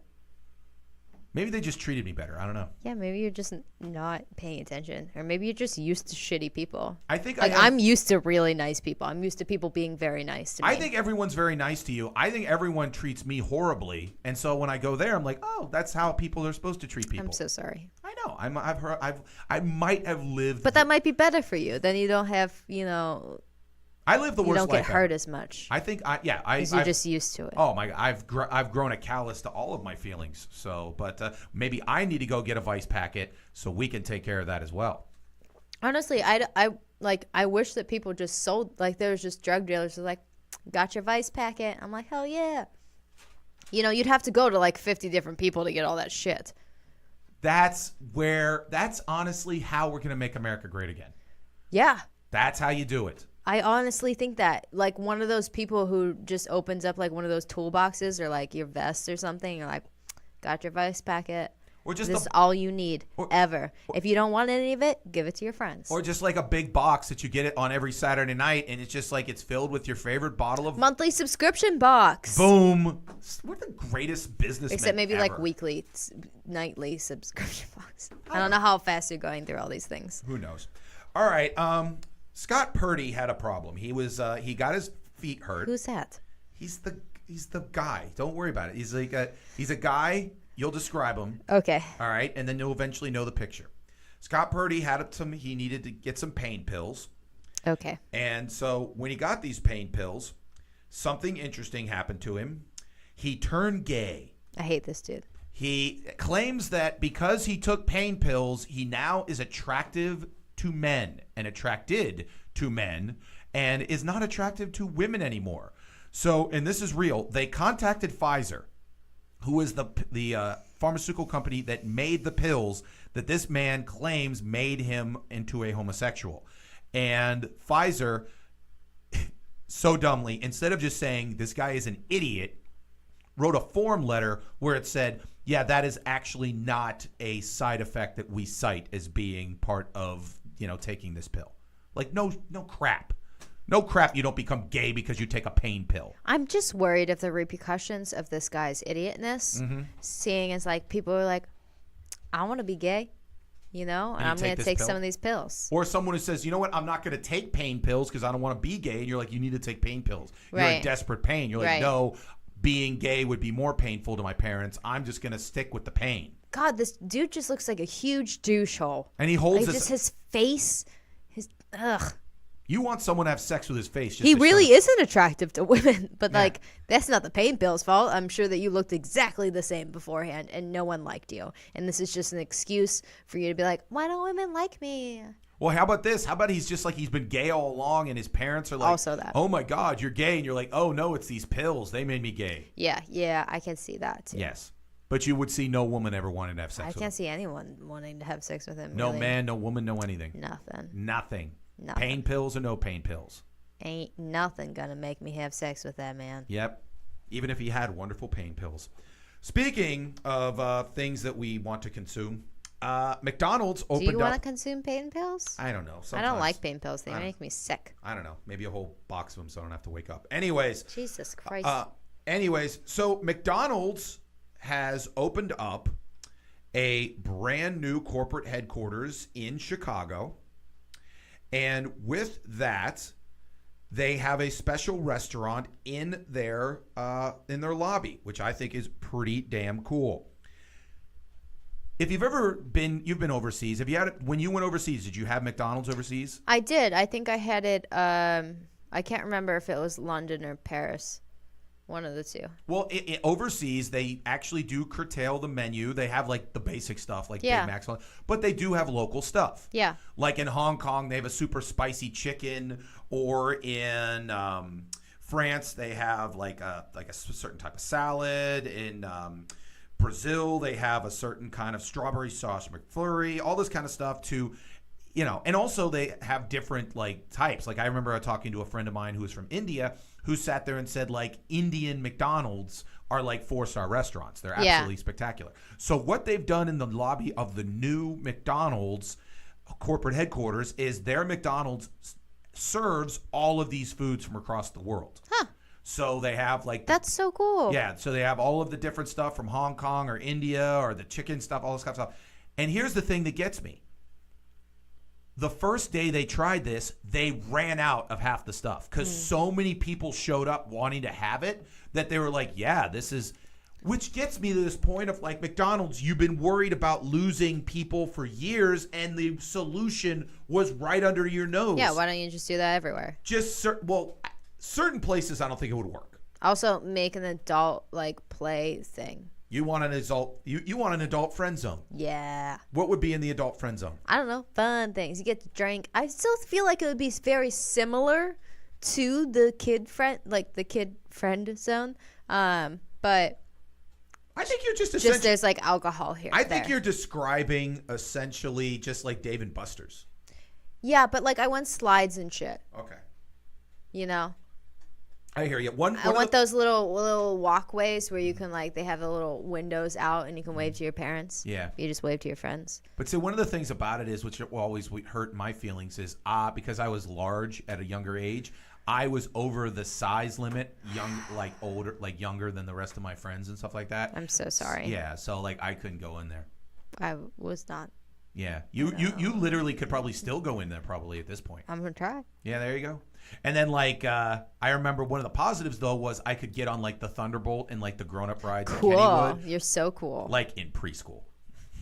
Ew. I was big enough to get on there at that time. So there's pluses and minuses. You know how large you were when you were born? Normal size. Oh. My mom, every time. See, I was a big baby. Yeah, I was a normal size baby. Yeah. People say, "Oh, your big head." No, I was the same. I always feel like the bigger babies turn out to be smaller people. Me and my mom were giant babies, and we're small people. There you go. I don't know if that has anything to do with anything, but it's a fact. Thank you. Probably not. Anyway, so I think that's a great idea, just to have they always talk about oh, what can we do to save McDonald's? That's what you do to save McDonald's. You just have international stuff, have the spicy Hong Kong, but you'd have to have it in places downtown places. You can't have it out in the sticks. You'd be what is this stupid stuff? That kind of stuff. Start in San Francisco. Yeah, start in San Francisco, downtown Pittsburgh, all that kind of good stuff. So we go from there. Now, finally, one of the things that we always do here is we give you your Stormy Daniels updates. Hell yeah, we do. The porno star who will actually be in Pittsburgh at the end of the month stripping. Where? Blush. I believe so. Obviously, that's where all the hot shots go. There you go. She will be stripping. So again, you sit there and say, should we go? I'll go. I don't care. Want to go? Yeah. All right. So we'll go. Anyways, so just so you know, I bet she won't even be that good because it'll be filled with people and it'll be nuts to butts type deal. Nuts to butts. We have to go at an off time. So we got to figure this out. Okay.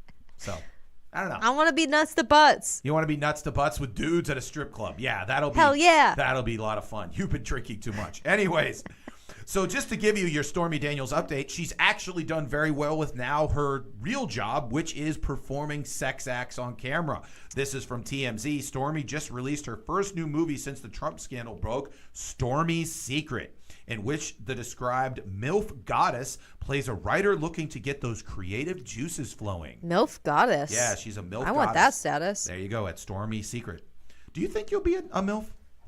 What do you mean? Do you think you'll be a quality A-level MILF? Yeah, that's why I asked, what do you mean? Oh, okay. Why wouldn't I? I don't know. Maybe some women don't age Stormy as Daniels well. can be a MILF. I can be a MILF. All right. And spoiler, she succeeds in getting her creative juices flowing. Anyways. Thank God.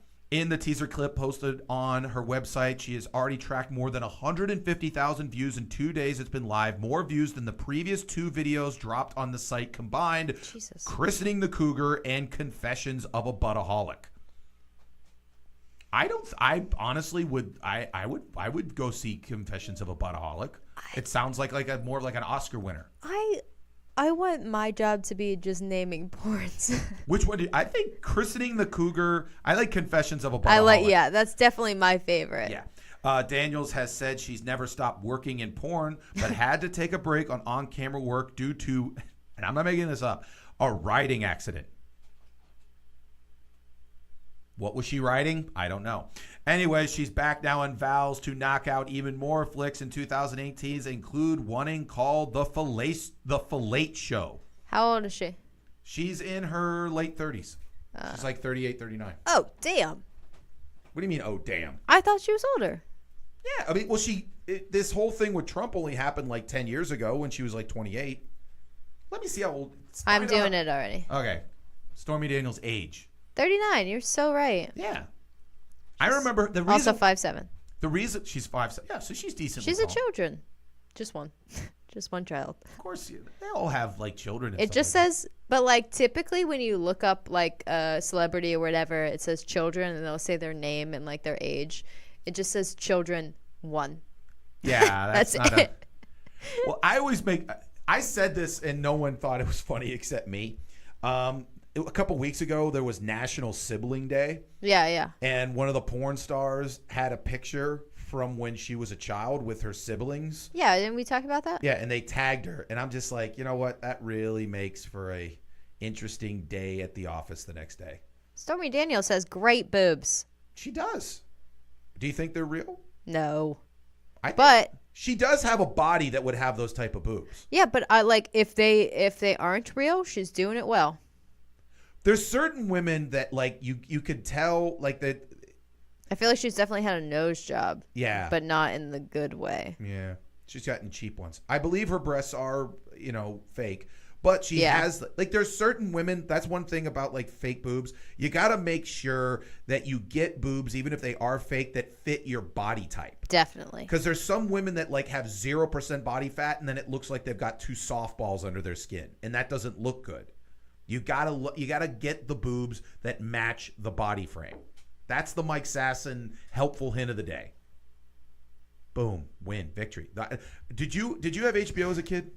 No. Okay, then that's why you didn't know Stormy Daniels, because she was part of. They had a 15 years ago, back when HBO was like the only source of adult entertainment anybody could get. They had a documentary called Pornocopia, Porn in the Valley, where they went behind it, and she was the new starlet that they talked about. See, now they have all these fucking depressing documentaries about porn, and it's terrible. It's like, oh, this is how porn ruined my life. What's like depressing ones? I can't remember the name of it. They're on Netflix. I know one of them's called After Porn Ends. Yes. But that's just like, here's what I hate about like that kind of stuff. It's just like with one of the reasons why I brought up Billy Idol is they interviewed Billy Idol back to the whole Fresh Eyes thing, and back in the 80s he admitted freely that he just banged every chick, did every drug, all that kind of stuff. And he flat out was just like, do you regret it? He's like, no. And I'm like, good for you. He admits that he almost died and stuff like that, but he just sits there and says, yeah, I wrote great music. It was the time. This is what I did. I hate it when guys sit there and go, yeah, I did all this crack and I partied all the time and I had sex with these amazing women. Then I went to rehab, so you shouldn't do the beginning part. I'm like, you had an amazing 15-year run. You stopped doing it, but you're not supposed to let anyone else have the amazing 15-year run. I feel like people should just, it's not that you should maybe be an advocate for it, but at least own up to it and be like, yeah, I don't regret it. Like, that was a part of my past. That happened. I did it. It's a thing. You know? I would say the worst part about being a porno star would have to be the stigma, in a sense that, like, people just kind of look at you weird when they shouldn't. You're just like, it's an acting gig. I mean, the only thing that I can think about it being a bad thing is that, okay, so you're done doing porn and then you try to apply for other jobs, you know, and they're like, what have you been doing for the last 15 years? And they're like, I've been doing porn. And you're like, oh. You just say, I've been making films. I mean, obviously you've got a hole in your resume. Anyways. No. I did it. I'd still hire that person. Absolutely. Stormy Daniels looks like she's a very... Come on into my store. Please apply. There you go. You want to have a porn star-filled store. Do you mind guys would come and try to get T-shirts from if you filled it with ex-porn stars? Especially if it was ex-porn stars who liked sports. Boom. Well, that's like Lisa Ann. She has a fantasy like sports show on Sirius XM. Cute. And she's back in porn, which I admit I'm like happy she's back in porn because I liked watching her have sex with people. But I'm kind of sad because I doubt that makes you feel old. Oh. No, that doesn't make me feel old. It makes me feel bad because I hope that, you know, it's not like I hope horrible things have happened to her so that she has to get back into porn. Right. Oh, right. I hope that she's like, hey, I miss having sex with dudes on camera. Yeah, see, that's how like that documentary is. Yeah. It's like, oh, people's lives are sad. There's other ones where it like documents like younger girls that are in porn and stuff like that and the way that they live. Well, like the one with like Young Girls Wanted, that one? That was done by like the... I think so. Yeah. That one is, I don't know, those type of movies. Like I remember when I was in college, the women's center like went around to all the dorms and showed like how horrible porn is and like all these horrible situations where like, you know, all of these terrible pictures and movies and all this kind of stuff, just trying to like convince us how terrible porn was. And I remember at the end of the presentation, we're all kind of sitting there in like the study lounge. Yeah. And I raised my hand and she goes, yes. And I go, what's your point? And she goes, what do you mean? I go, what's the point of all this? You're just saying that there's some really screwed up things in the world? Yeah, we knew that. What's your point? Yeah. And she's just like, well, we just want you to be educated that you know this exists. And I'm like, I knew this existed. What's your point? Do you want me to never watch porn again? Do you want me to, like, you know, give money? Do you want me to do whatever? She's like, no, we're not judging. We're just, you know, and I'm just like, you know, I respect you more if you were just like, yeah, we're trying to say that porn is horrible, it degrades women, and you shouldn't watch it. Yeah. Instead of being like, no, you know, we're just saying, you know, everyone has choices. I'm just like, you know what? Have a point. Why doesn't anyone run a campaign about how it degrades men? Because again, everyone always assumes that the man is like has more control and all that kind of stuff. Even though if you watch most porn, you don't even see the dude's face. Yeah. He's just like he's a pole in which the woman. And he's got a lot of shit to do. And he's got to have a physical reaction, and he's got to stay there for a while. So many things that he has to do. That's why that like one like part of that documentary they talked about the fact that you only see typically like 5 dudes in all the movies because there's only like 5 dudes that can do it. Yeah. Like they always talk about that they get like tons of dudes like saying, oh, I got this many inches and I can do this kind of stuff. And they all say, first off, 90% of them chicken out before they even do it. Yeah. And then the way they test them is they literally put them in a room filled with people and they go, okay, pull down your pants and we need you to get hard in 2 seconds now. And let's go and hold on and keep stroking and don't. And literally, like, if he can do it, he can do it. But a lot of times they're just like, oh, I got to get out of here. And they're like, okay, then you can't do it. I'm going to become a porn casting agent.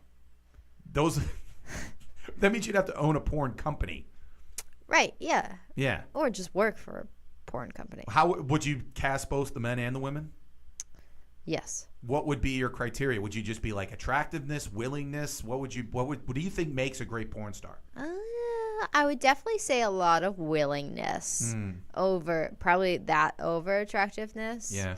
And then probably like fun things that you can do. Yeah. Just fun. It's all about Can you fun. shoot a ping pong ball out of your vagina? I would not want to see a porno with that, though. Oh. Would you want to see a porno with that? I don't know. I feel like I need to see it at some point in my life. I They do think- that a lot in Thailand.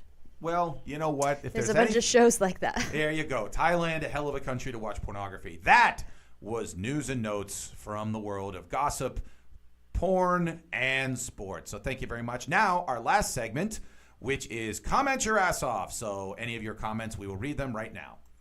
So play the song. Say hello to the world. Say hello to the villain that's been you out. All right, Alex, did anyone comment anything today? We have 2 comments today. There you What? go. There you go. Oh, just kidding. 3. All right. If you count that. Okay. Sam said, who are the guest stars in tonight's show? I'm so sorry we had no guest stars besides me and Mike. We are always guests and stars. Seneca said, I get it. He gets it. I get it. He gets it. Seneca, thank All you of very us. much. Thank you. He understands us. Seneca's a good man, and I can understand why he would understand me. We should have him on the show again. Fine. We've had him on the show. I know. That's why I said again. Okay. All right. I can pick up that last part. Go ahead. Okay. And the third comment. Zach says, we had a Tragway cop at Cal. Tragway? Is that like a super form of a Segway? I guess like the cops were on the Segways, I guess, were they whatever. Anyways, they had a 3-wheel. Oh, I should have just kept running. Yeah, keep reading is sometimes something you should help doing. They had a 3-wheeled Segway with a light bar on it. It was great. He couldn't go up curbs, so it was super easy to run away. That sounds great. That's such a campus cops. Anyways. They're cool. There you go. No, they're not. Anyways, so May 12th, again, it's the Millvale Music Festival. It will be the greatest moment in the history of the Millvale Borough. Me and Alex will be hosting at Mr. Small's Theater, which I hope this doesn't happen, but again, it's like 15 days out. They say maybe rain. 15 days later. Yeah, but who cares? We're going to be inside. Exactly. That's what the point is even if it's raining, we're just essentially Mr. Small's Theater is going to turn into a giant party. Hell yeah. And me and Alex are going to be the party meisters. So, if that's even a word. Anyways, thank you very much to everyone who supports the River's Edge. Remember, continue to listen to the local talk and the local music on www.riversedgepgh.com. My name is Mike Sasson. That is Alex Lemon, super producer. Thank you very much, Alex, for being who you are. We will be back next week talking more just absolute silliness. My name's Mike Sasson. Have a great week. Bye.